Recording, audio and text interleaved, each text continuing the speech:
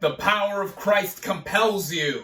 The power of Christ compels you. The power of Christ... Wait, what am I doing?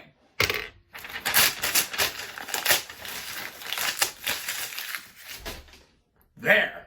I don't know why people still do it. Ah! Holy shit. What is up, everybody? Random Man here, bringing you my review for The Exorcist Believer. Now, the plot of this supernatural horror film basically follows a photographer played by Leslie Odom Jr. who must confront the nadir of evil when his daughter and her best friend, played by Lydia Jewett and Olivia Markham respectively, are possessed. Going into this movie, I had low expectations. Now, one could say, if you're a longtime viewer of mine, of course you had low expectations because horror is your least favorite genre of movies. I've gone on record saying that multiple times, not least of which supernatural horror. But this is now a new legasequel that is following the literal legacy of the original film, The Exorcist from 1973, which, to give my quick thoughts on that movie, it's widely considered to be one of the scariest, if not the scariest movies ever made, and it became such a lightning rod for controversy, but ended up getting double-digit Oscar nominations, also becoming the first horror movie ever nominated for Best Picture there, and winning 2 statues, one for sound and one for Best Adapted Screenplay for William Peter Blatty, who adapted his own novel of the same name. Personally, this is not one of my favorite horror movies per se, but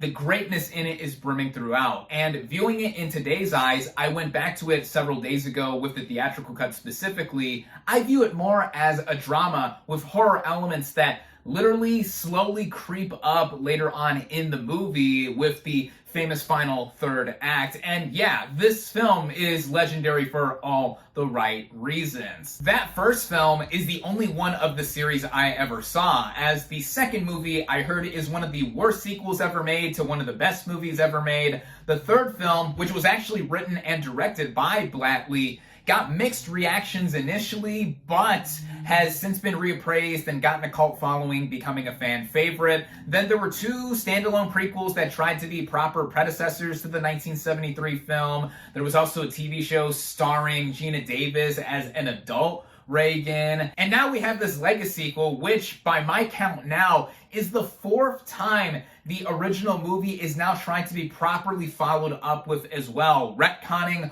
all the other related material, such as the movies, and only directly following the first film. And we've seen this song and dance before. This specifically goes with horror legasequels, as recently we got the Halloween legasequel trilogy directed by David Gordon Green, starting out with the 2018 film also called Halloween, which I liked with flaws and all, but I thought it was an enjoyable slasher film. Then we got 2021's Halloween Kills, which I thought was a mediocre step down from that 2018 film. And then Halloween Ends from last year, if you couldn't tell from the intro, I thought was awful. And now seeing that Green has now been hired to head up another relaunching of a horror franchise with The Exorcist, again, I did not have much hope for it. The trailers and marketing material I thought did not look good at all, even with the return of Ellen Burstyn as Chris McNeil 50 years on. Also 50 years on, and on a more sad note, the original film's director, William Friedkin, has now become the late great William Friedkin. He passed away over the summer, but before he passed away, he said that upon finding out that the guy who directed Pineapple Express, which mind you, I really like that movie, had been hired to do a sequel to his film, he was pissed, to put it lightly. And yeah, all things considered, and in the spirit of the now Halloween season, seeing that we're in October, I still decided to head out and see this thing in theaters where it is only currently available. Starting out with the cast and their performances, we have Leslie Odom Jr. as Victor, a photographer and the dad to one of the 2 possessed girls. Now, he is a character who, after the opening sequence happens, doesn't have a crisis of faith. he has just lost faith altogether. That makes him have elements of Father Karras from the original film, as played by Jason Miller, too, an Oscar nomination, rightfully so, and also with Odom having his own spin or just his own acting and viewing into a lot of it, given that he is a strong performer. As our central character, he anchors all of this together with, of course, the main motivation to A, get his little girl back, and also, once she is taken over by evil, to get her back down to reality. And speaking of Victor's daughter, Angela, played by Lydia Jewett, and her best friend, Catherine, played by Olivia Markham, both of them, I think, do really well as well,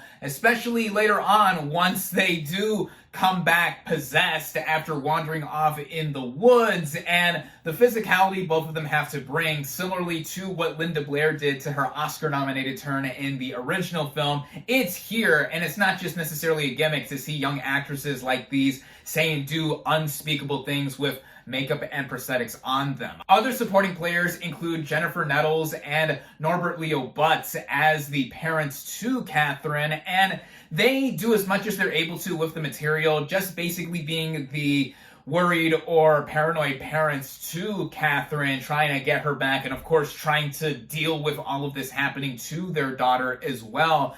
And with how they all come together initially with the movie being set up, it brings me right into the writing of the movie, which was done by director David Gordon Green and a few other players, including Danny McBride, not just from Pineapple Express in front of the camera, but he also headed up the Halloween legasequel trilogy previously with Green. And what they do in initially setting the foundation for the film, it does have a lot of stuff reminiscent of the original 1973 film. Right down to the opening sequence having relevance later on in the film. The way the movie opens has us see Victor and his then pregnant wife in 2010 vacationing in Port-au-Prince, Haiti, and then sadly the earthquake that hit that nation happens and tragedy strikes, and then we fast forward 13 years later with Angela in middle school, and then her and her friend Catherine go off into the woods to try and connect back to Angela's mother, given that she never knew her. This is simple, but I think a solid way to be able to set up the Exorcist or the idea of an exorcism happening for a more modern audience. In a similar way to the original film too, we get to know these characters a bit before all of this craziness happens, and when all hell does break loose, pun intended, that is when the movie does continue to go off of what the original film did, but it does it in troping onto itself, and that is when the film effectively becomes very uninspired. Believer doesn't do much to differentiate itself from its predecessor, aside from taking a lot of its own skeleton on paper and just carry it on to a more modern extent. Even then, it is not done as engagingly well as what the original did 5 decades ago, as, like I said, I view that movie more now as a drama that eventually became a horror movie with its iconic third act, and we got to know those main players there. We got to know the title exorcist himself, played by Max von Sydow in the opening sequence of that movie in Iraq. Also, Chris McNeil, who we'll get to in this movie in a moment, her daughter Reagan, Father Karras, who was my favorite character of the original film. We got to know them, and again, we do get to know the characters of this legasequel too, but it takes the idea of not just having one possessed young girl, but 2, and not running that much with it, aside from seeing 2 different point of views. One of them with the father not having faith anymore and trying to deal with it his own way, and then the other family of the other possessed girl, who, by the way, I believe that actress was cast because she looks a lot like a young Linda Blair, trying to deal with it in a religious setting, but then things go wrong with one church session. It all comes off as standard, but mixing in how filmmaking is right now with horror films, it also comes off as just being more of the run-of-the-mill stuff that we would see nowadays with the genre. Directing-wise, I think David Gordon Green mostly does well with the first half in the initial setup, but in between and as the movie progresses, the film under his eye falls under a lot of the same cliches that horror movies do, especially with jump scares. There are way too many of them in this movie, and they're mostly in non-scary moments, and I think that it releases all the tension that is supposed to be put in us. The point being to put us on edge the entire movie, but it doesn't really happen. Also, with me personally, it's hard for me to scare easily in watching a movie. I mean, the original Exorcist film doesn't scare me that much. If anything, the stuff that I did find somewhat unsettling was seeing the graphic x-rays of Reagan's brain and also blood being pricked from her neck. I mean, yeah, that made me wince while watching that. Here in Believer, none of that is present. Now, I have neglected thus far to bring up the return of Chris McNeil as played by the excellent Ellen Burstyn. She is not in this movie a lot. I would say she has about a dozen minutes or so of screen time, and she is great because she's Ellen Burstyn. She is one of the great actresses of her generation. But if her entire use and screen time was excised out of this movie, it wouldn't have made a difference, and she is just in there as connective tissue to the original film from 50 years ago. Also, a lot of fans are probably going to be pissed as to what is done with her character by the time her screen time is over initially, but ultimately I found her screen time here to be a waste. And I also have neglected to mention Ann Dowd as the nurse neighbor to Victor and Angela, and she is an experienced performer as well too, and I thought she did good for what she was given in terms of the material, but it came off as her just playing another version of her character from 2018's Hereditary, who is also experiencing the supernatural or has experienced the supernatural, whatever. It just came off as more of the same in that way, but with clearly inferior material as Believer is. And in it all coming together, the movie runs at a similar running time to the theatrical cut of The Exorcist, and I thought it was paced better in the first half, getting into the third act with the exorcism actually happening. Some of that I thought was rushed in how other characters were assembled with little development and to be put in this setting to try and get hell out of these two girls. It also felt too dragged out with what was happening, and with some of the technical elements there, I didn't think they were top tier. The way the movie was shot, I liked how it wasn't trying to imitate the original film per se with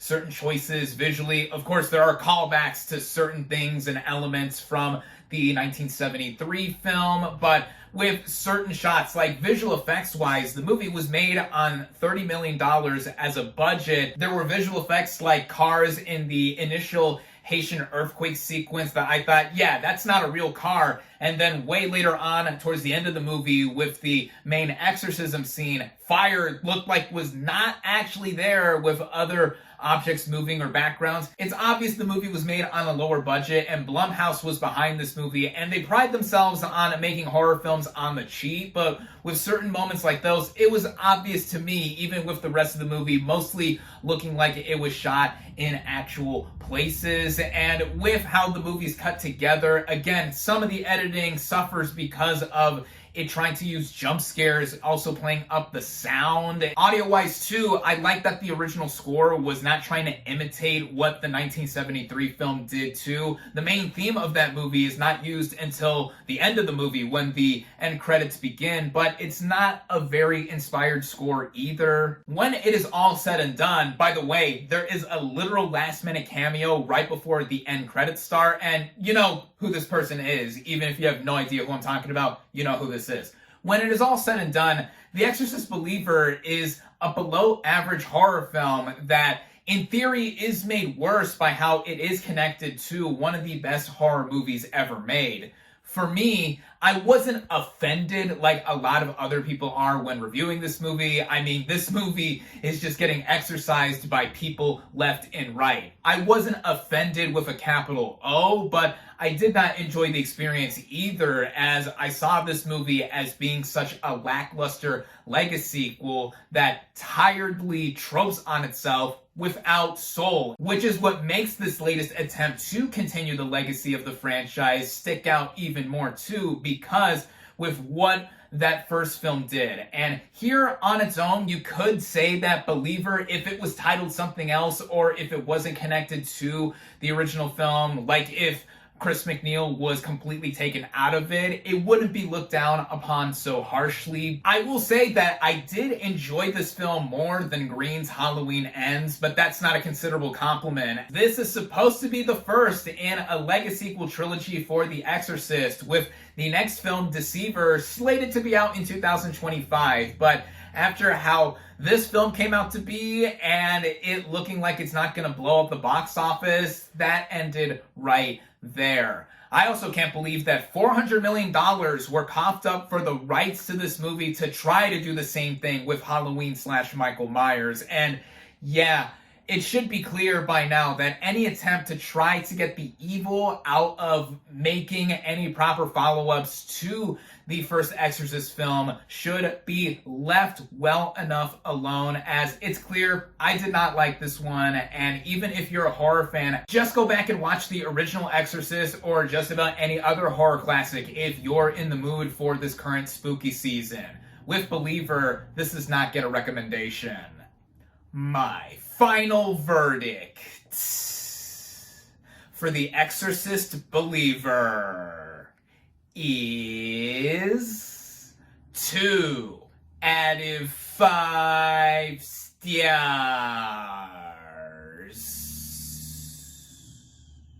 Thank you all, as always, for watching. Be sure to like this video, comment on what you thought of The Exorcist Believer. Social media links in the description. Subscribe to my channel for more, and I'll catch you on the next movie review.